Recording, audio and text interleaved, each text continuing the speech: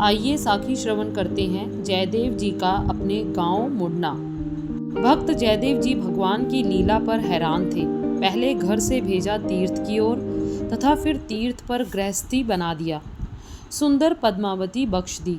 जिस ब्राह्मण कन्या से देवता, पुजारी तथा धनवान विवाह करने की इच्छा रखते थे, वह जयदेव जी को बिना कुछ खर्च किए दान हो गई। सुदेव बड़ा प्रसन्न हुआ। वह भक्त जी को घर ले गया और कुछ दिनों पश्चात भक्त जी के मन में आया कि वह अपने नगर जा बसे। भक्त जी चल पड़े। मंजिल मंजिल तय करते हुए अपने गांव पहुँचे। उनके गांव जाने के बाद गांव वासियों को उनके दर्शन हुए तो वह प्रसन्न हुए। हैरानी इस बात की हुई कि पद्मावती मिल गई। उनके पिता के घर में फिर चहल पहल हो गई। भक्त जी का घर निरंजन ब्राह्मण के पास था। उसने उसी समय कहा कि मैं खाली कर देता हूँ, आप रहो, मैं झोपड़ी डालकर रहूँगा। आप तो ब्राह्मण रूप हो। नहीं पंडित जी, भक्त जी ने निरंजन को कहा, इतने बड़े मकान में क्यों मैं अकेला रहूँगा। एक तरफ आप रहो और एक तरफ मैं रहता हूँ, रौनक बनी रहे। निरंजन पहले वाला निरंजन नहीं रहा था। उसका मन साफ हो चुका था।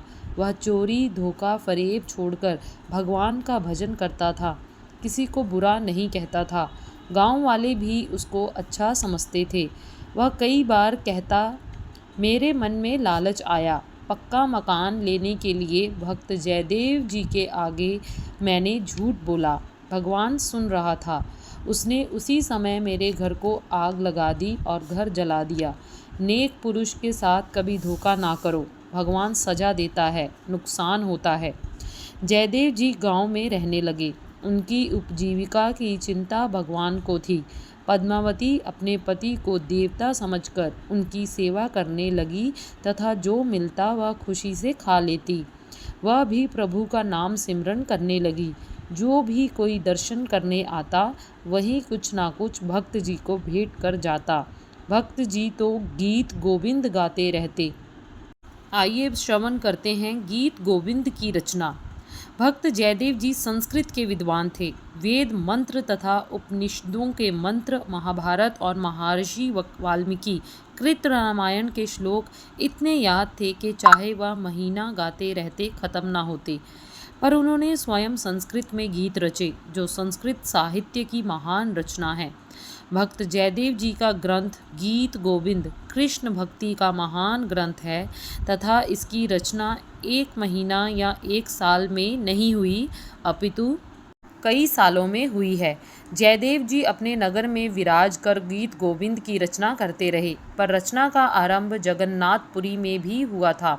उसके बारे में कहा जाता है, एक दिन भक्त जी का भगवान श्री कृष्ण की याद में मन लगा हुआ था। मन तो वृंदावन की कुंज गलियों में घूम रहा था। अचानक उनकी आंखों के आगे एक झांकी स्वमेव आ गई, एक अनोखी झांकी जिसको भक्त जी कभी ना भूले। भक्त जी नदी किनारे एक बड़े वृक्ष के साथ सट कर रहे थे। उनकी आंखों के सामने श्री कृष्ण जी दूर खड़े बांसुरी बजा रहे थे। दूर से राधा अपनी सखियों के साथ नाचती हुई आई। वह गीत गाती तथा नाचती श्री कृष्ण जी को मिली तो उसे कौतुक को देखते ही जयदेव के मुख से एक श्लोक अकस्मात हो कर निकल गया। वह श्लोक गीत गोविंद का आरंभनिक चरण बना तथा रचना शुरू हुई। भक्त जयदेव जी का कीर्तन सुनने तथा दर्शन करने के लिए लोग हर रोज भेंट कर जाते थे। उससे भक्त जी के घर का निर्वाह चलता था, अन्न की कमी नहीं थी। आपकी धर्मपत्नी पद्मावती भी बहुत नेक तथा मेहनती स्वभाव की थी। वह पति सेवा करती हुई उसी में सुख संतोष से रहती। जो कुछ भी उसको खाने पीने के लिए मिलता उसी में खुश रहती। भक्त जयदेव जी सुबह ही बाहर चले जाते।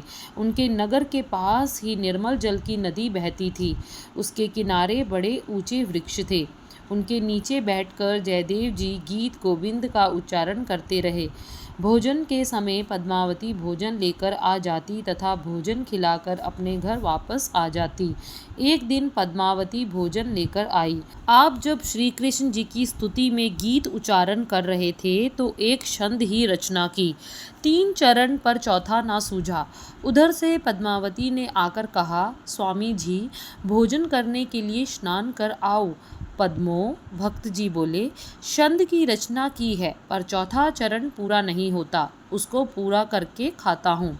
पद्मावती बोली, हे स्वामी जी आप स्नान करो, भोजन कीजिए, फिर वृत्ति लगाकर बैठोगे तो चरण जरूर पूरा होगा। भगवान की कुछ ऐसी इच्छा होगी जिस कारण नहीं सूझता। जयदेव जी ने कहा, अच्छा पद्मे, आपका कहना भी मान लेते हैं। मेरे भगवान की शायद ऐसी इच्छा हो। वह आसन से उठ बैठे तथा नदी की तरफ चले गए। पर उस समय पद्मावती बड़ी हैरान हुई जब जयदेव जी रास्ते से फिर मुड़ आए और कहते हैं, पद्मो, लाओ गीत गोविंद चरण पूरा करें। आप रास्ते से मुड़ आए? ग्रंथ पकड़ाते हुए पद्मावती ने कहा। बिना उत्तर दिए चरण लिखने लग पड़े तथा पूरा कर दिया। जब चरण पूरा हुआ तो उन्होंने पद्मावती की तरफ देखकर कहा, हे पद्मे, लाओ पहले भोजन कर लें फिर स्नान कर लेंगे, आज कुछ ऐसी इच्छा है। पद्मावती ने पत्तल पर भोजन परोस दिया। जयदेव जी ने बड़े प्रेम से भोजन खाया। हाथ धोकर जरा दूर हुए तो पद्मावती उन जूठे पत्तलों पर भोजन करने लगी। वह पति के जूठे पत्तल पर भोजन करती थी। उसने अभी निवाला मुंह में नहीं डाला था कि जयदेव जी आए तथा देखकर कहने लगे, हे पद्मो, क्या बात है, आज भोजन पहले कर लिया, मेरा इंतज़ार नहीं किया। मैं स्नान करके आ रहा हूँ, आज कुछ देर हो गई, भगवान की यही इच्छा है। पद्मावती ने अभी निवाला होठों को नहीं लगाया था। उसके हाथ से निवाला गिर पड़ा तथा हैरानी से देखती हुई कांपते होठों से बोली, यदि आप अभी नहीं आए तो आपका रूप धारण करके कौन आया था? आपके संत का चौथा चरण पूरा हुआ, भोजन खाया, कहीं सीता जी की तरह मेरे साथ धोखा तो नहीं होने लगा था? इसके बाद पद्मावती ने सारी वार्ता सुनाई। भक्त जी ने ग्रंथ का लिखा हिस्सा लेकर उठाया। जब देखा तो छंद बिल्कुल पूर्ण हुआ। सथल कमल गंजन मम हृदय रंजन जन तर तरंग पर भागम भन समृण बाण करवान चरण द्वय सरस लस दलकत करागम समर गरल खंडम सम सिरस खंडन देह मोह पट पदव मुराट्रम। सारी वार्ता सुनकर तथा छंद पूरा हुआ देखकर भक्त जयदेव जी जान गए कि भगवान श्री कृष्ण ने उनकी सहायता की है, पद्मा से भोजन ग्रहण किया है। उन्होंने भगवान का शीत प्रसाद लिया और कपाट खुल गए। प्रसन्न होकर उसी दिन घर आ गए। अगली साखी गीत गोविंद पुरी के मंदिर में भेजना, जल्द ही आप सबको श्रवण करवाएंगे।